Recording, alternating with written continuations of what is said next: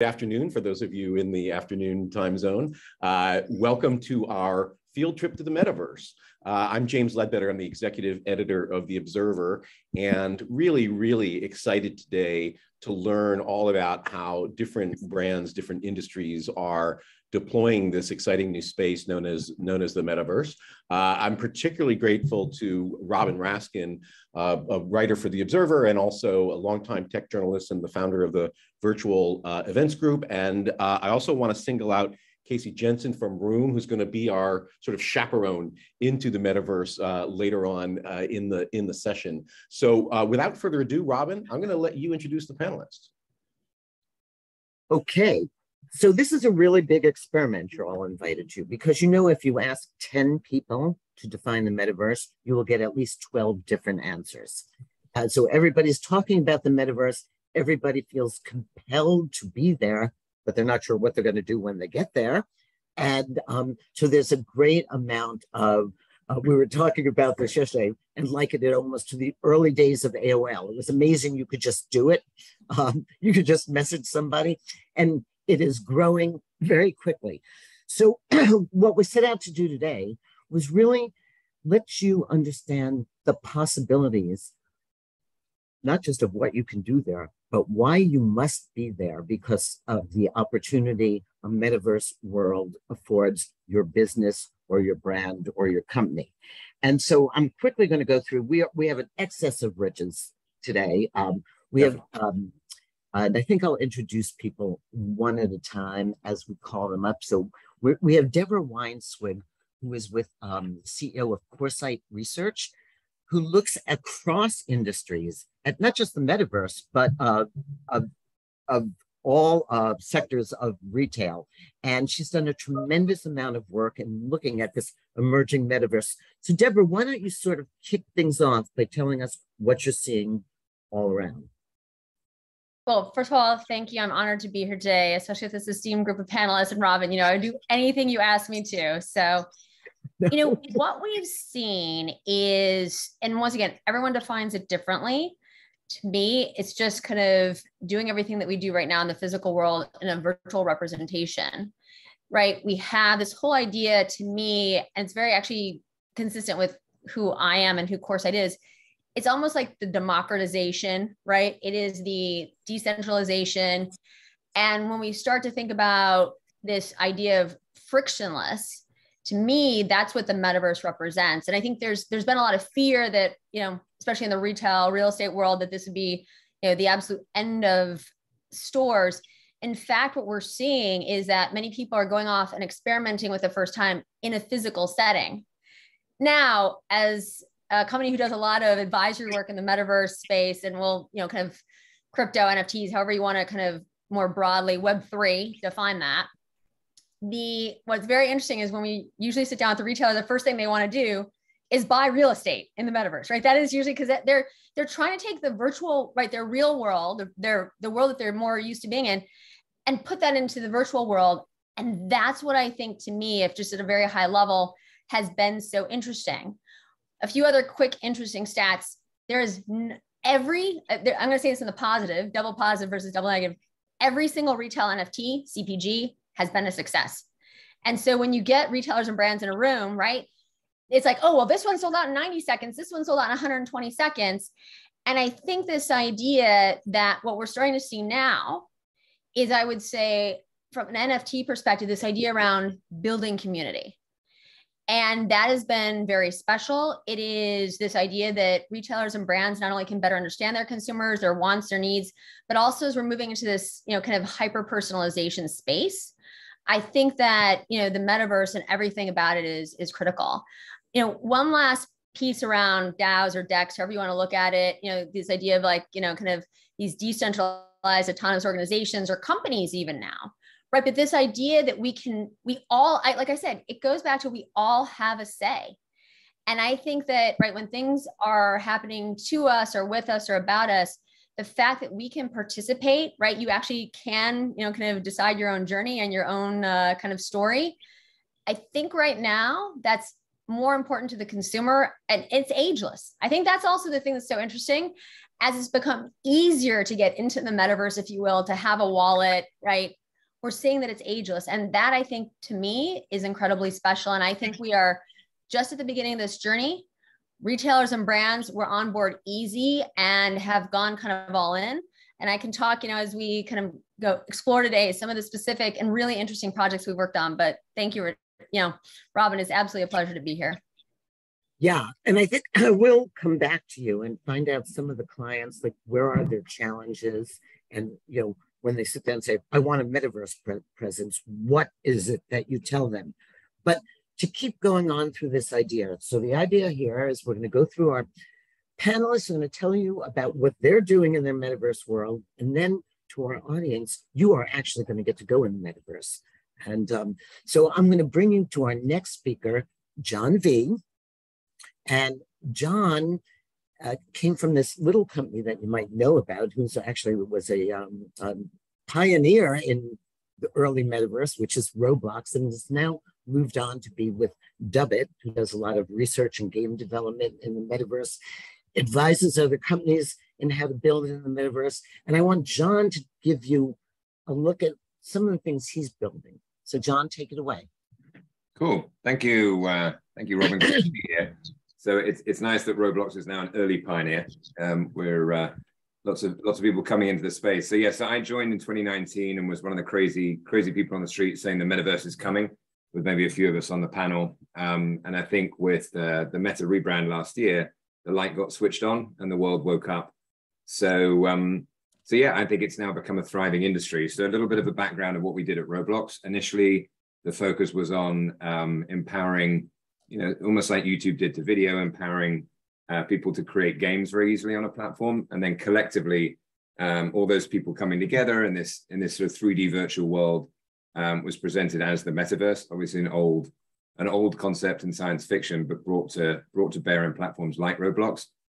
We never saw ourselves as the metaverse. We saw ourselves as a shepherd of it. And I think my group at the company around the music and did a lot of the brand activations was to tell a story beyond games. So we started off thinking that music would be a great area to tell that story, because inherently, if you think about a concert, it's a great way that people come together, not really like what you would do on a streaming service, but live events, concerts, festivals. So we thought that was a great metaphor to extend something a little bit more experiential in the metaverse that wasn't a literal game, so more of an interactive experience. So I'll show you guys a little bit of this little Nas X event, which was one of our kind of watershed moments on the platform. Hold on. So this brought together about 40 million people. Hold on, let me try that again with 1 second. So this was with an artist on, we're good. Okay, here we go. On Sony called Lil Nas X. He had come off a song in 2019 called Old Town Road. So he was very excited to and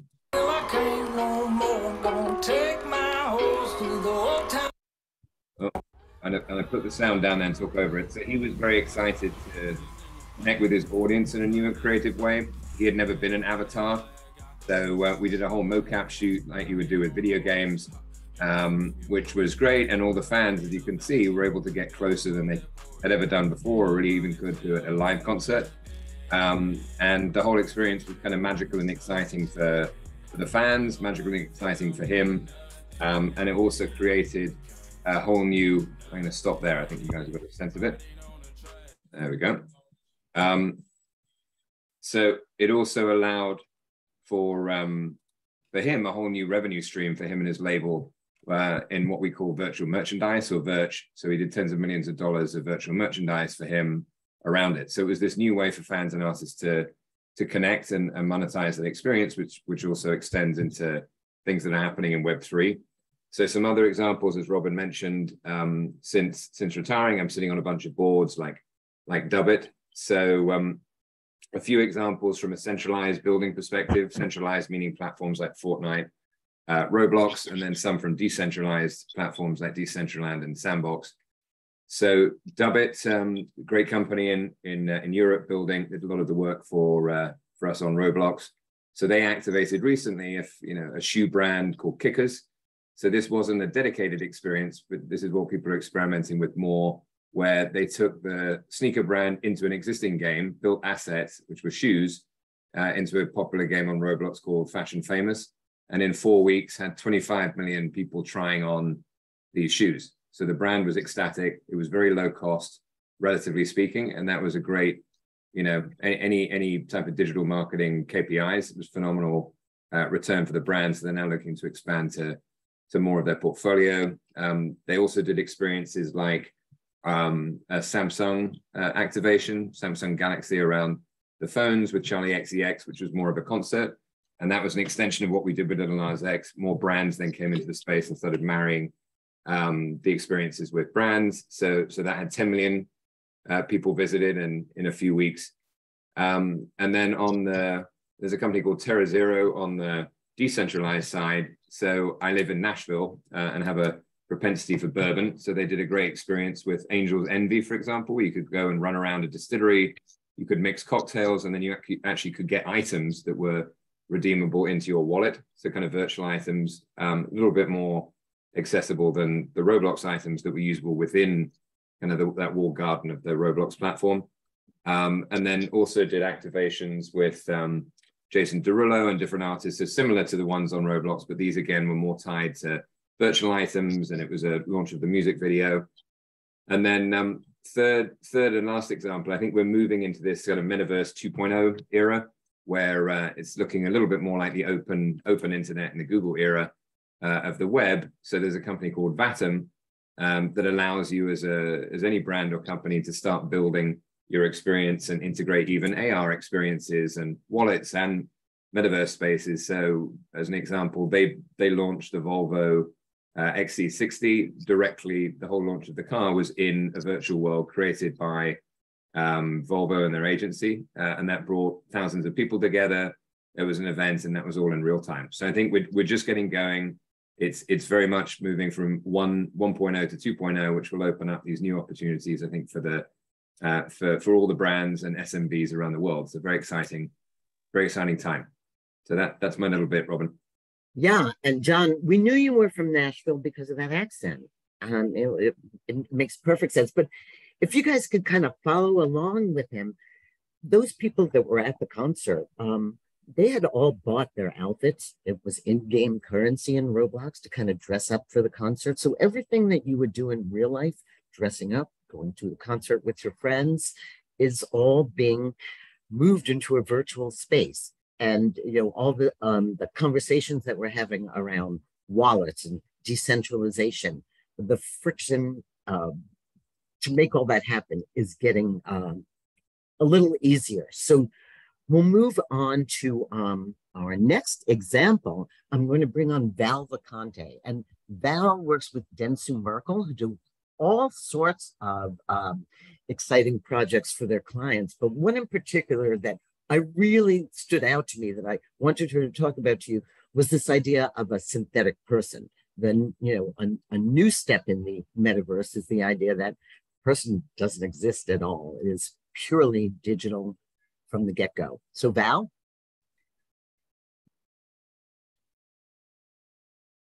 You think you're on mute. Hey, You're on mute, Bill. hey, Robin and James, thanks again for inviting me to share and join this awesome group here, first of all. So yeah, as Robin said, I'm Val Vacante. I am VP of Solutions Innovation at Dentsu, really working across our entire global network. And basically, I'm really thankful. My role is all about creating the future at Dentsu. So yeah, a couple of the things that we've got going on here. We actually have our Dentsu gaming solution. I know we're all talking about brands and what companies can do.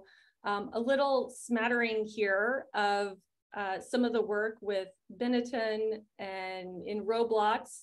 John V, that's for you.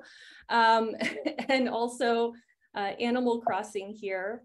And additionally, as Robin mentioned, one of our latest innovations is our Dentsu VI offering, and that's virtual identities.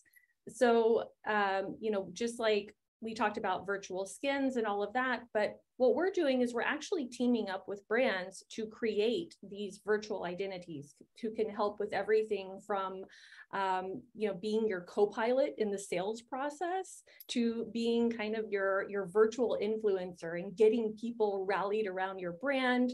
I know we've seen the likes of Michaela working with a number of brands.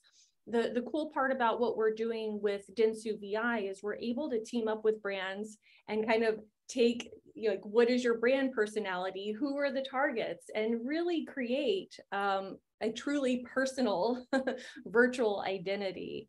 And it's really whatever platform, whether it's an in-game platform, a social, you see there, show up in the metaverse with your virtual identity. So yeah, we're very excited about that. And then I guess kind of lastly, one of the things we're also doing from a B2B perspective is we're doing things like virtual test labs. So this is a little snippet of some of our own products and test labs that we have. But we are working with brands to be able to rapidly prototype experiences in the metaverse, get some feedback, everything, whether it's marketing messaging, digital twins, how are store flows happening, right? And also packaging and the like, again, to sort of test and learn straight away. So yeah, that's a little about what we've been doing. And what I think is so cool about what you're doing is you're kind of blurring the boundaries between physical and digital. And if you talk to anybody who's younger, they don't say, I'm going to go play digital right now, or I'm going to go play physical right now. They're just going to go play.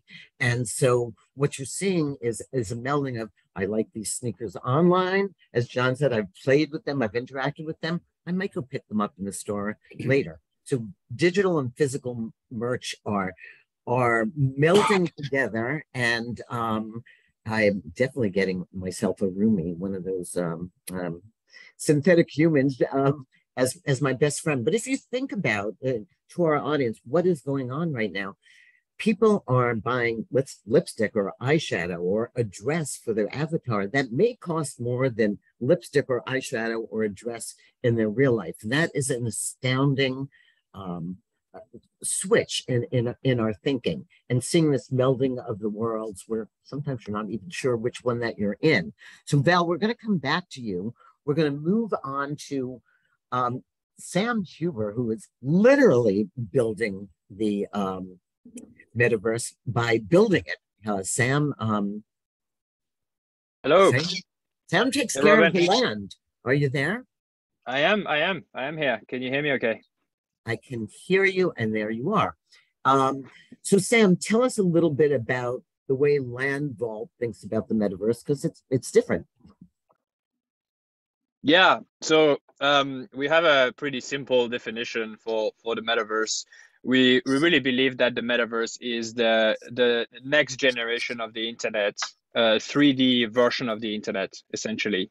And the reason why it's all happening now is because it's the convergence of two huge trends: gaming technologies powered by game engines like Unity and Unreal that enable the real-time 3D content, and the blockchain. So we really focus on the open metaverse, the metaverse that is plugged on top of the blockchain, because we see that this is where the economic opportunity becomes really, really interesting. You have the concept of ownership of digital items. You can own land, you can own the currency of the world, you can own the actual assets. And so as a creator, but also as a user, you become a shareholder or an investor in those worlds. So if the worlds are doing great and you contribute to grow them by creating content, you also do well financially, as opposed to a more Web2 traditional model where the performance of the platform is decorrelated from the input that you provide.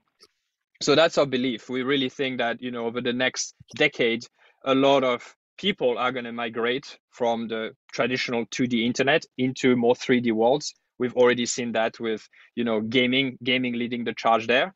And what it means is that brands, celebrities, IP, pretty much anyone that is trying to reach that audience is also going to have to go where the audience is.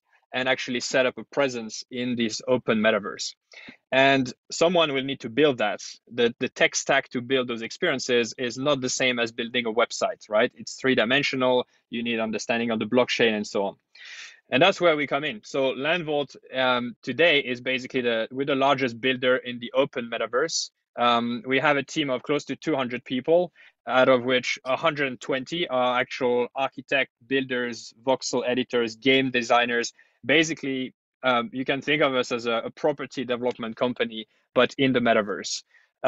We've developed actually 100 million square feet of metaverse real estate so far, which is starting to be quite a bit. Over 200 activations, so 200 brands, IP, celebrities. We built that in the open metaverse, which is a big fraction of what has been built because it's a nascent market. Some of our clients include really big brands from MasterCard to L'Oreal to Heineken, actually that won Cannes Lion Awards for their metaverse experience, by the way. So a lot of this work has been recognized already, all the way to Web3 companies like World of Women, the NFT project. Our experience is about to go live in the sandbox. We're building experience for the Bored Apes franchise, as well as a CryptoPunk derivative as well. So tons of clients, big brands, big IP that we're bringing into the metaverse. I think what makes us different is our full end-to-end process, which really mimics one of a real estate company. So in the open metaverse, you have the concept of land, which is a location in the game, in the map of that world. And to be able to build something, you need access to land.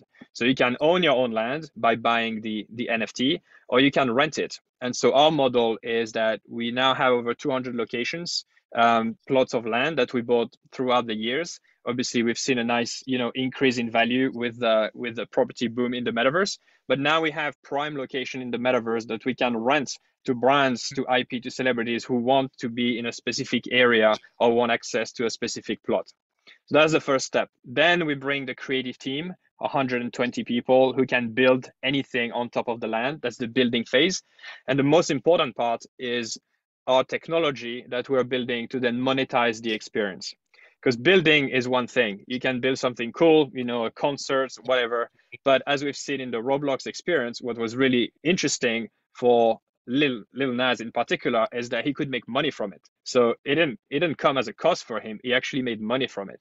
And that's key, right? For brands to keep investing, there needs to be a critical path to a return on investment. And that will come through technology that we're building to then monetize the experiences that are being built. So an example could be advertising. So you could have, other brands sponsor the experience in a very native way, like billboards or even sponsorship of virtual clothing or other ways that brands can appear in the environment that could sponsor the whole experience. Or it could be selling virtual goods directly within the experience. And we've seen this during the Metaverse Fashion Week, which happened in March. And we were one of the builders, and we actually provided, we brought brands like L'Oreal to the mix. And really interesting numbers. Over 70% of users ended up buying a digital product within those 3 days of that show. So very high purchase intent and tangible benefit for the brands. And so yeah, that's basically us. We've worked with some of the largest brands out there, and we are basically building our company to become the leading real estate company in the metaverse. And we're just very excited to see that more and more brands are jumping on. So if I understand you right, so you're like the architect I would go to and say, here, let's build something. And what I think you're also saying is, I don't care where you build it. It can be Decentraland, it can be Sandbox, it can be anywhere that is right for your brand. Is that correct? Yeah, that's right. We're agnostic to the platform.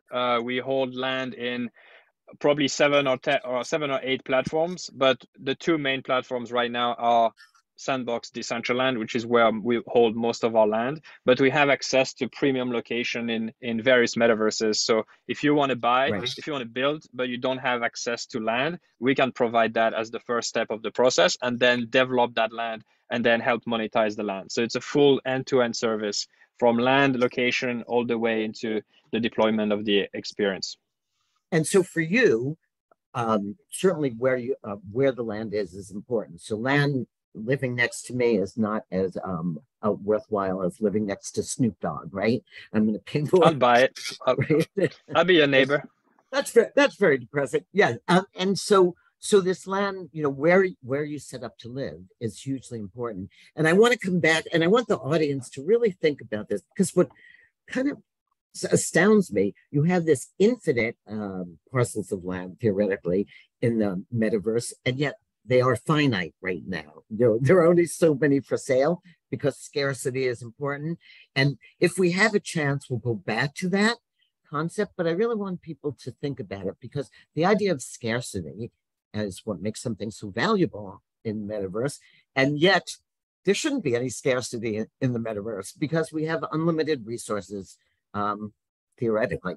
So I don't know that we will answer that question today. And I don't think our audience can put questions in the chat window, but we will make sure to get our information out to all of you.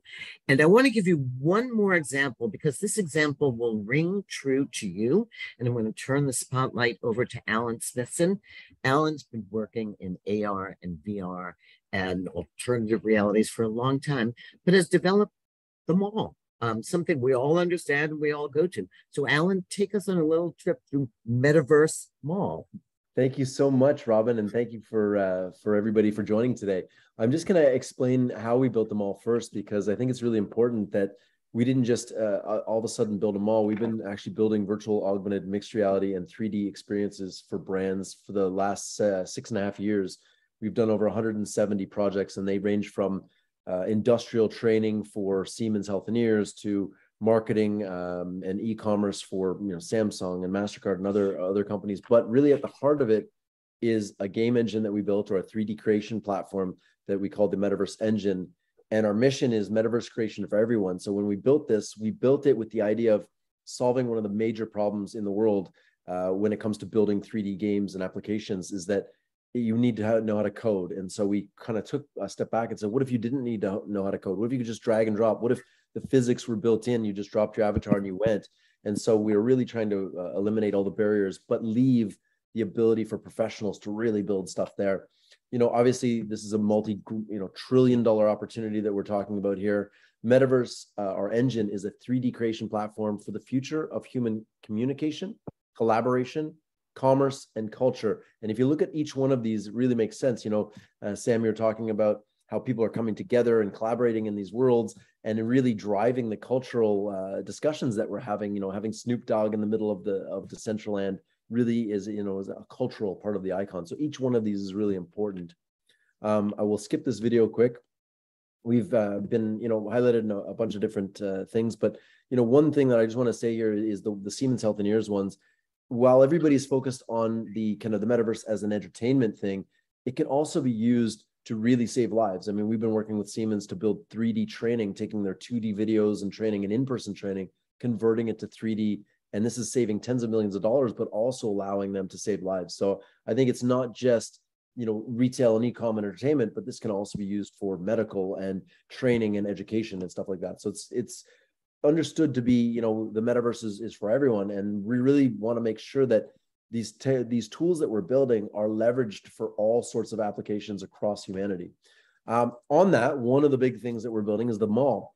It's going to be the world's largest virtual mall. It's 100 floors, 100 million square feet. So like Sam said, there's land for sale. The first 20 floors are owned by the mall. The next 80 floors are owned by individuals, investors, individuals, brands, and each floor is 1 million square feet. So you can think of, an unlimited amount of space pretty much to build whatever you want. And guests can access this. And this is key, from a desktop, tablet, mobile, and VR devices, without having to publish an iOS version, an Android version. There's no apps required. We completely bypass the app stores as well. And guests can buy physical and or digital goods in fiat and or cryptocurrency. And I think that's really important, that you don't have to buy Ethereum, then transfer it to Mana, and then buy digital goods. You can buy physical goods and digital goods. We won some awards already. Best Retail Solution for the XR Awards. We were nominated or shortlisted for the T-Mobile T Challenge and nominated for Best VR AR collaboration tool this year. These are the first 20 floors of the mall. There's luxury, jewelry, menswear, women's wear. There's real estate, healthcare. These are the first 20 floors. But above that, there's going to be an art gallery. There's a casino going in. There's all sorts of things that people are building on different floors. And floor 20 is going to be an education floor that we're making available to education systems. Our partners, I won't get into this much, but we actually are building on Hedera as a blockchain. And it's really important that we went with an enterprise-focused blockchain because we're dealing with some of the biggest companies in the world. They can't be having hacks and these things. So we really focused on the enterprise application of this using their blockchain. Now, enough about talking about it. Let's take a look at it. This is the website for the mall. Before you go to the mall, this website's very 2D, right? I'm scrolling up and down. So I'm just scrolling. This is very indicative of a traditional Web 2 website. I'm scrolling. Where it starts to switch is where you hit this pivot point where instead of scrolling up and down, I'm scrolling in now to the mall, in and out. So I can actually fly right into the mall, through these fishes, through the mall. And when I get to the end point, I'm ready to go. And there's nothing else to do except for join. And now using my keyboard, and I'm on a phone, I can do this as well, but I can walk around this and really go and understand all things inside here. And now you're in a website with no application downloaded, nothing to do. And I can just go on this on any device and I can start triggering things. And there's our HBAR Foundation. I can go, here and interact with this. And maybe I want to add some teeth to this thing. And all of this is, interactable. And the idea here is that we can now take you on a magical tour of a website. This is no longer just a website that you scroll, but you're now an active participant in the website. And so now I'm inside this website. I can walk around and there's other things to do. Maybe I want to go in a store and I can actually show you a much higher res of the store in a minute. But this is the website before you even get in the mall. This is how you learn how to use it. And maybe I want to go into the About Us section here. You notice everything's interactable. As I get close to it, it starts to animate. I can click there, gives me some information. And then I'm going to a separate world without leaving the browser. I'm still in the browser. I'm still in a tab and I'm in a totally different world here. So brands have the ability to build all sorts of cool things from within the mall. So I can have, things like this, talk about our Metaverse studio. I can walk around and really, walk around these little miniature worlds. And this can be built at high resolution. One of the things you'll notice is that the graphics that we're able to push are not voxelated. They're not using Roblox. No offense to Roblox, but Roblox, Decentraland, Sandbox, they use a technology called voxels. And that's why everything kind of looks like a little bit like Lego. We're using the same technology as AAA games and Unity would use for mobile apps and Unreal, but we built our own rendering technology around this. So everything here is proprietary to our engine. And of course, you can build unlimited virtual worlds. Now I'm in a different one here, but what I'll leave you with is here's an example of the mall and I can walk around and here, let me just go to full screen for you. And I can go into a store. I can look at the different products. Maybe I want to look at the shoe. I can interact with things. I can buy them. I can buy them for my physical self. I can buy them for my avatar. I can go over here and check out a different store. The whole idea is that you can wander around, you can bring your friends. It's a social experience as well. So it's not just a singular experience because that would be boring. But yeah, like say, for example, I want to jump down here and you'll notice that as I come down here, you'll see my phone. And actually, if I come around to the front of my phone and you'll notice that we also have video. So here, let me move around here. There's my, I think the video. Alan, I'm going to ask you to stop just in the interest of time, but it's really incredible looking. And I think what I love about it is that you can just use your Amex or your MasterCard as well as going through the pain of opening up a digital wallet and buying ETH. And we can go on. I'm sure our readers, our listeners will be curious to how you did that. But I have a question to all of you. I'm just going to throw this out. So you've all shown us this great stuff, and not one of you has mentioned putting on goggles and immersing yourselves in VR. Alan, you mentioned it briefly, that it's a possibility because you're... So this little company, Meta, that's kind of lost quite a bit of its value in this big experiment they're doing. What are we thinking? Are they just taking the wrong path? Are we never going to wear VR goggles for truly immersive things, or will we? Deborah. I think, Metaverse or Meta is sold about 14 million headsets, which is pretty amazing. If you look at IKEA, for example, is a really great example of this. They have a mandate that once VR hits 100 million units, they will kind of push towards VR. That's important for a couple of reasons. That IKEA already has all of their products in 3D. One of the big problems with brands is that they need to take all their products, convert them into 3D. And IKEA already has that, because every photo that you see in an IKEA website or catalog, the catalog's gone now, but the website, every single photograph in there is taken digitally. It's not there's no setup. They don't have photographers running around taking pictures of rooms. They all do it digitally. They stage the room, they take a photo, they change the flower over here, the painting on the wall, whatever. So they already have all their assets in 3D. And if they're going to wait, to do this, I think the key is go to where people are, and people are on their mobile phones, they're on desktops, they're on tablets, and there's 15 million people on VR. So, VR is going to be a thing, and everything that we do is transferable back and forth between that. So I think you really just have to make sure that whatever you're doing now is going to service you into the future. Deborah, when you talk to your clients, are you hearing, like, are they fretting about, do I do a VR thing? Do I do a Decentraland? What keeps them up as they have these conversations with you? Yeah, it's very interesting, because there's certainly this idea that eventually, right, we will have, kind of next gen eventually of Google Glass, right? This idea that it is not, it's interesting actually, in some organizations I'm in, I've now got several Oculus headsets sitting around that they've sent them. We do meetings, right? So that you are sitting next to somebody, but it is a very interesting kind of experiment, if you will. But in terms of practical application, some of the things that we're starting to see is this idea of billboards, right? So that a lot of, going back to real estate, which is why I think it's so interesting, we are seeing that, if you're a Macy's, right, and you happen to sell, many brands, Guess and, Levi's, Donna Karan and whatnot, that the exterior of your store, right, through your phone at this point, and you can catch deals. And so this idea that it is a much more interactive experience. And if you think about it around the holiday season, this idea that you can be in a mall, right? Kind of like Pokemon Go, but in a different kind of generation, specifically for retailers and engagement, going around and catching deals.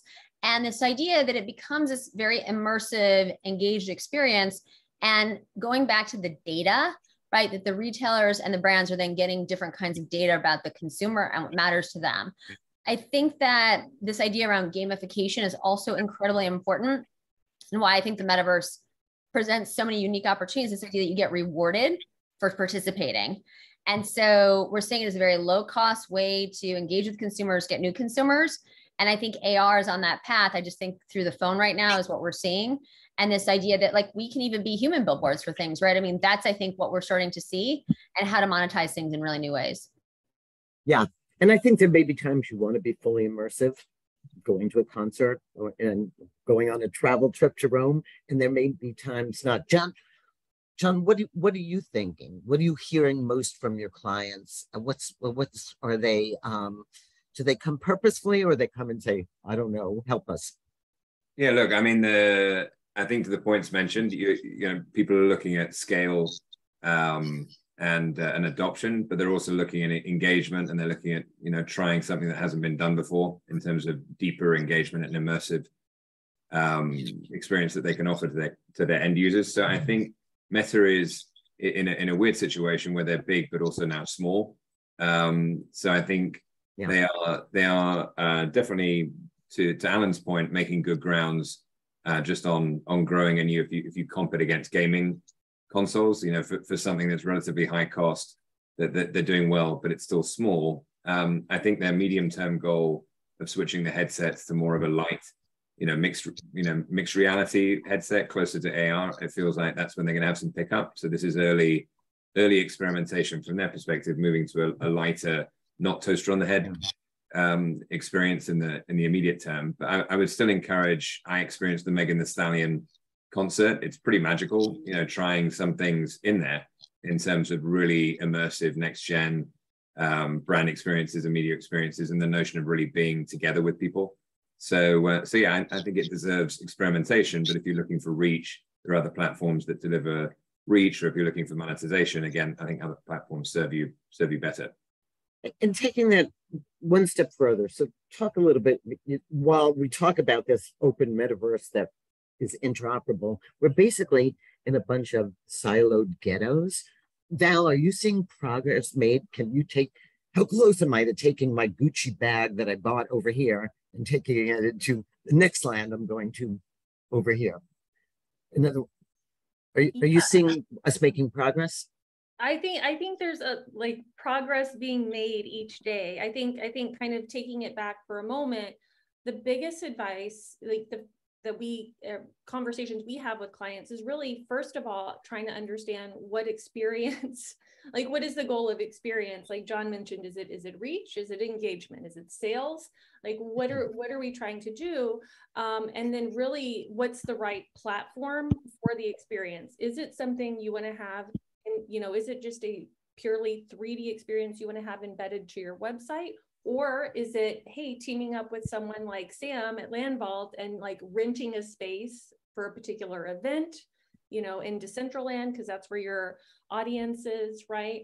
I think one of the most interesting areas that kind of goes there a little bit, I would say, is the recent Under Armour example where Steph Curry's kicks were able to go into different worlds. Not completely interoperable, but definitely one of the great examples at the moment. And then I think too, when you take a step back from a technology perspective, looking at folks like Ready Player Me, who are building that foundation to enable being able to jump into different worlds is the right step. So I think we're definitely heading in the right direction. We're miles away from where we were, I would say, even a year ago. Yeah, it's kind of an incredible pace. We just got a question from somebody in the audience asking, how will all of this, I'm just going to paraphrase, how are we going to police bad behavior and language? It's a big question during advertising. Actually, it's a great question. It's a big question. Anybody want to take a 30-second answer? We're putting same protocols in place as other social media platforms. So we're a centralized platform. We're not decentralized. I think what you're going to find is decentralized platforms don't really have a way of policing that, and maybe they can build it into the smart contracts so you don't have a store full of dildos or something. But as far as conversation, these things are hard to police. Yeah. Facebook has gone under massive scrutiny. I think Roblox, you guys probably have the best policing system in the world. I mean, you guys have the best policing because of the age range of the majority of the people there. I think, we look to Roblox as kind of a leader in that space, and we just follow that. That's how we're doing it. Is we're just looking. Yeah, I think they're about to strengthen it even more with PG gated areas and things like that. It's a hard thing to do, though. I mean, people are really. Oh my God! They're anonymous. People are vile. So one of the things you can do. And if you weren't a digital native, I mean, I go in with my grandchildren into the metaverse, and I say, "Oh, isn't that cute? Those monkeys love me. They're trying to hug me." And he says, "No, they're trying to attack you." I just,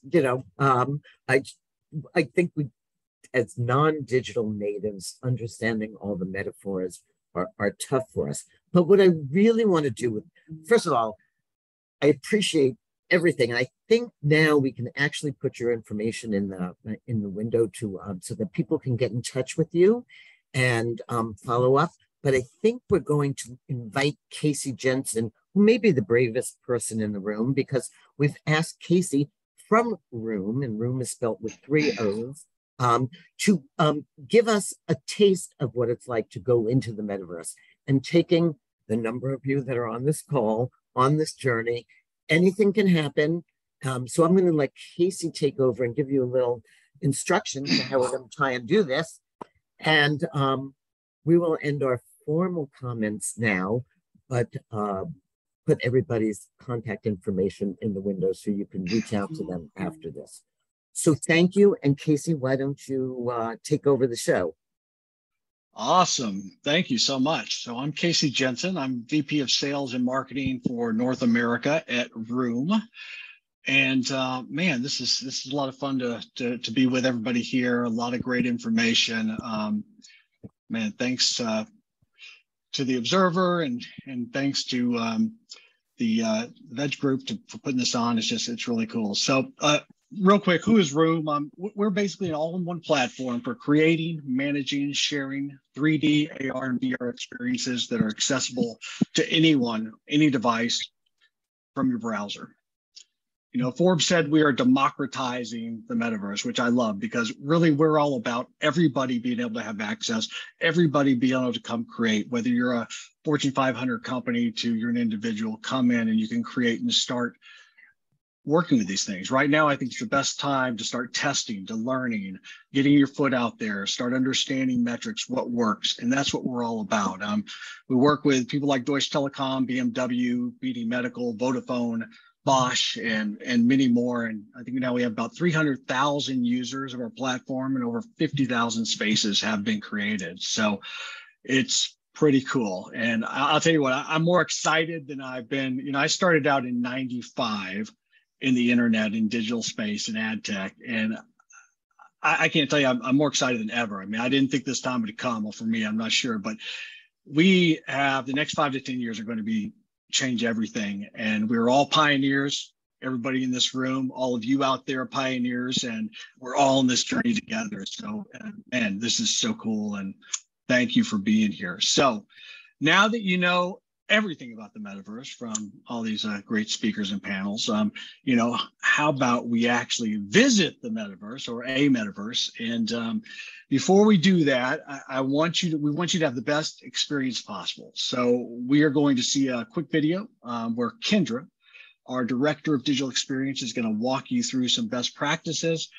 And before we do that, I want to stress a couple important technical requirements in addition. And for the best experience, we recommend using a desktop device with the latest version of Chrome.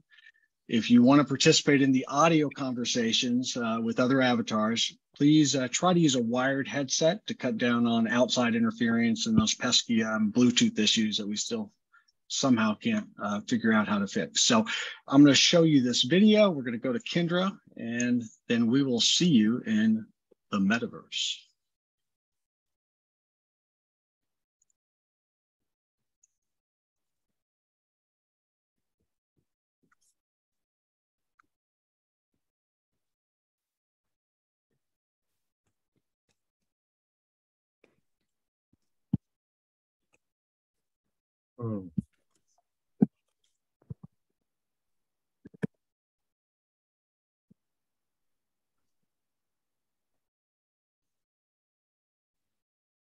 Casey, are you able to give everybody a link? Yeah. James, I think we are not allowed to put the link out in the chat window. I have the ability to send a link to everyone, I believe, but someone needs to send it to me. Casey, can you drop the link in the chat for everyone? Sweet. Okay, we're getting there. You've got the login now, so James is going to have to. I guess we're in webinar mode. We're in Zoom's webinar mode, and that is limiting some of what we can do. So you're running the show, James. Congratulations. Okay, yep, give me 1 second. And so you will just broadcast the link to everybody.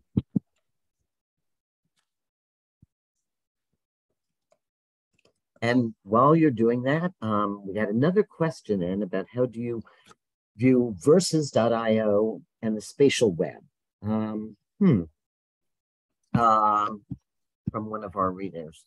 Anyone, Metaverse, spatial web, thoughts? So Versus is really, I'm off, yeah.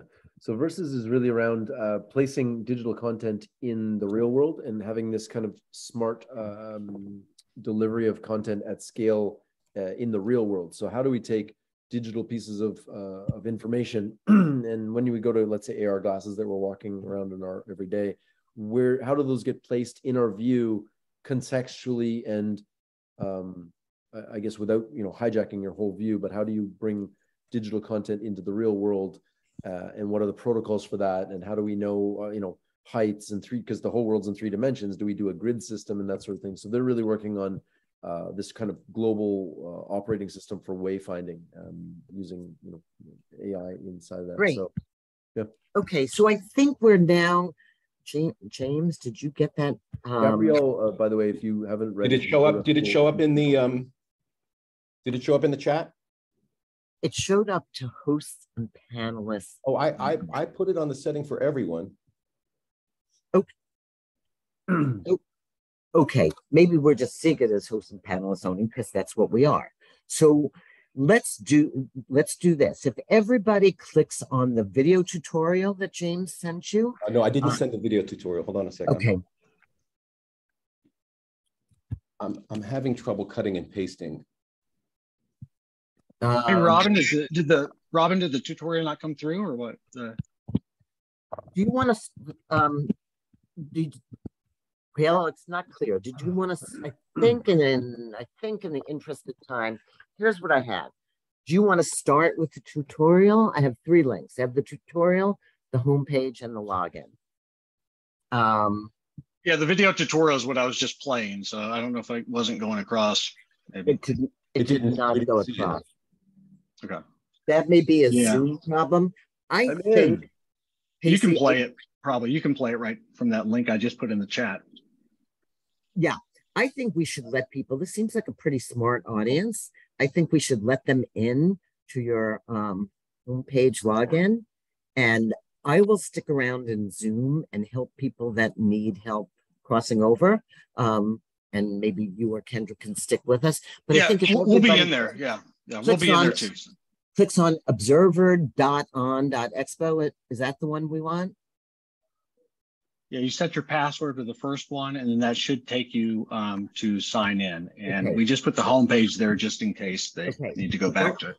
The hardest part for all of you in the audience will be to make sure that you close your Zoom camera and your Zoom microphone. Otherwise, you're going to get. So click on the link to observer.on.expo-xcom, and we'll see you over there. But some of us will stick around in Zoom to help you out. Okay? Have fun. Cool. See you there.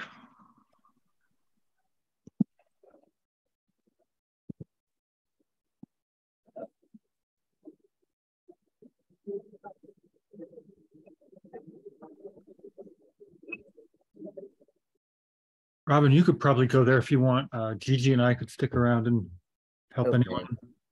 Okay. That's what I was just taping you. Could you stay there? Okay.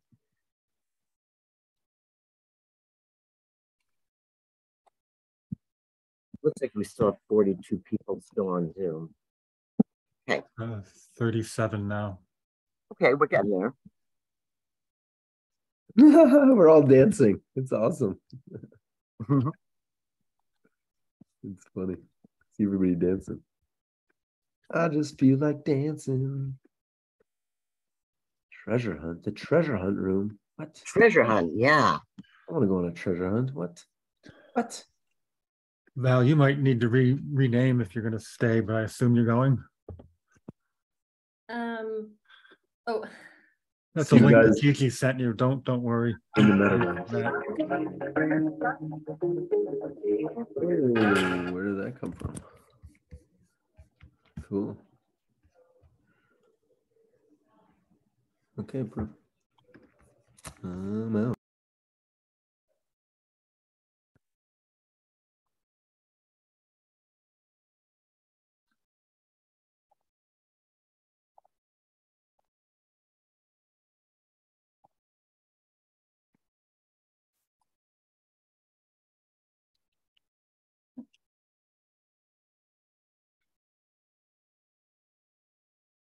So for the remaining participants, I'm not sure if you're still here because you're having trouble. I don't know if you can send me a chat message or not. If so, please feel free to do so.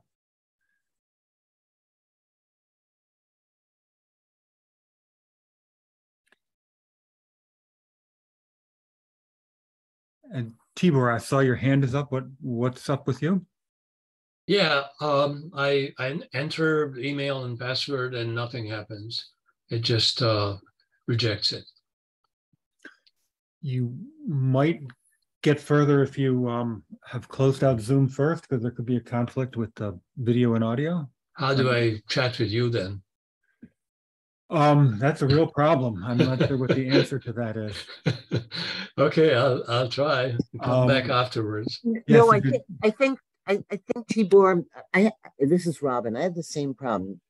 There should have been two URLs. One says it's sending me a login email, and the other one is letting me in automatically. So you got, let me just go to the Q&A and see if I can find it.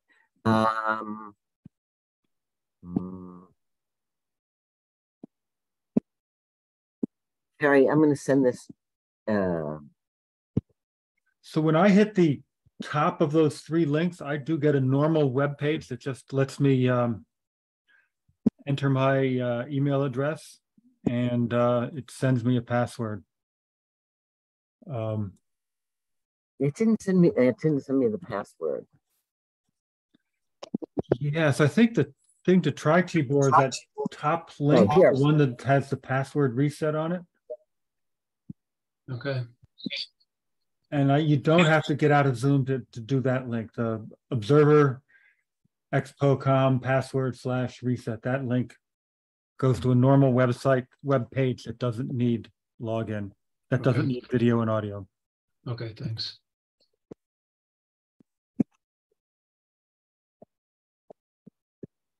Okay, Albert, I see your hands up. You can unmute.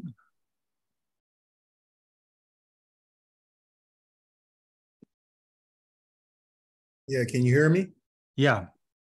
When I clicked on both of the links, the one link with the email and password said that I had to create an account, said that my email and password wasn't recognized.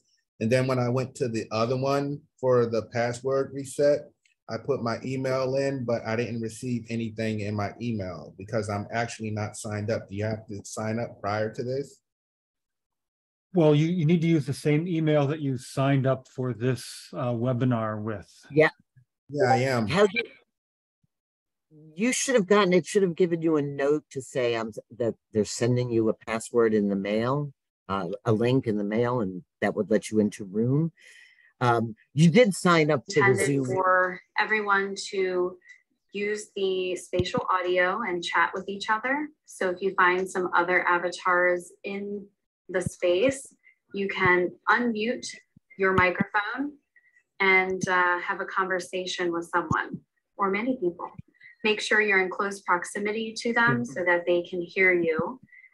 Just like James, you should probably leave Zoom if you're going to be on. I can't log in. You know, clicking on this setting here, make sure you're seeing the. I keep getting a message saying that audio go up and down. The password and email address aren't right. Yeah, I got the same thing. And then when I went to the other page to put my email in for password reset, I didn't receive anything. And no, I went to voice. All right. It took me a minute. Check your. Yeah, I checked spam mail also. There's nothing there. Email can take a couple of minutes to get through. Sometimes. Maybe you should try again and reset it again. And this time you will receive the email. All right, let me try it again. Share the link again because the chat. Is there a link that you can share that has a sign up instead of a login? Hi, Kendra. Hey, it's James Ledbetter. How are you? So I'm okay. So I tried to log in. I got the homepage to come up, but when I try to log in using my email. I also have a question. I logged in the Metaverse, but my avatar have a error face. So should I leave Zoom to be able to activate the Metaverse avatar completely? Should I have to leave the Zoom? Yes, if you've gotten into Room already and you're partway in there and logged in, you should leave Zoom. That will make Zoom work better. Okay, then it's gonna work, I guess. Thank you. I'm leaving now. The Zoom. Okay, good. I'm on the set reset you. password, and it says if the email address you provided exists in the system, you will receive an email with the link to create a new password shortly. But I'm not in your system. Albert, when did you sign up for this meeting? Was Probably like it today? 5 minutes before it started, I clicked on the Zoom link that I received in my email. But I never signed up like in initial sign up. I just received the email. Okay, so it might just be that your email's not in there. 1 second.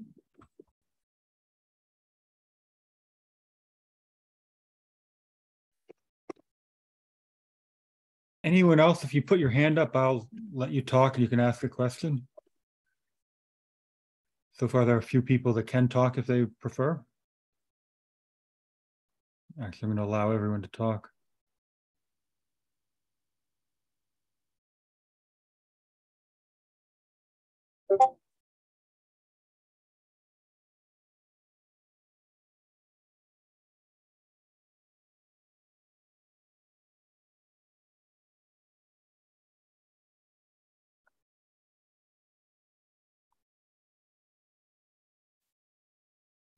Is there an actual sign up page as opposed to the link to the sign in page and then password reset?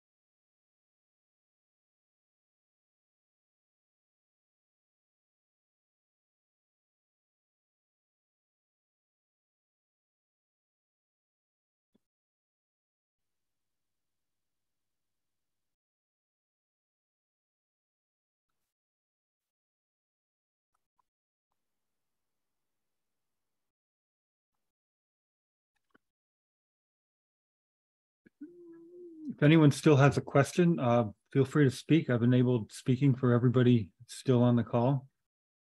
You should just be able to turn your mic on and say something to me. And possibly we could help. Hi, I put my email address, which I also had just signed up today. In fact, I joined 15 minutes late. I just wanted to see if we could add my ID to the system so I could set a password for it. Gigi, did you hear that? Yeah, so late. We're just seeing if we could add people who signed up late to the system because people were pre-registered. So just give us a few minutes. We're trying to get you guys in. Thanks, I'll just wait. Anyone else with a question? Any other late sign-ins, sign-ups?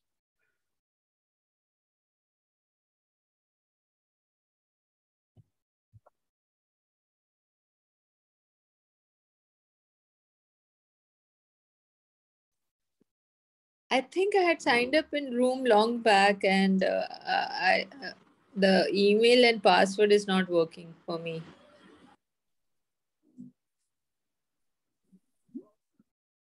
So you had a previous room login.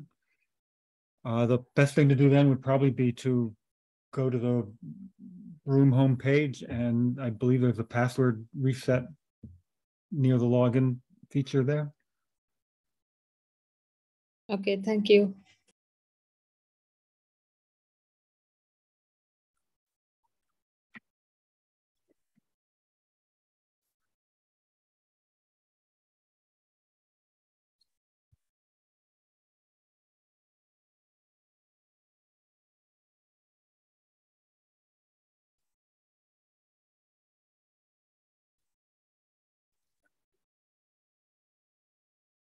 Yeah, on room.com on the upper right, if you hit that button, it leads you to a page that has a forgot password link. So you should be able to recover it there.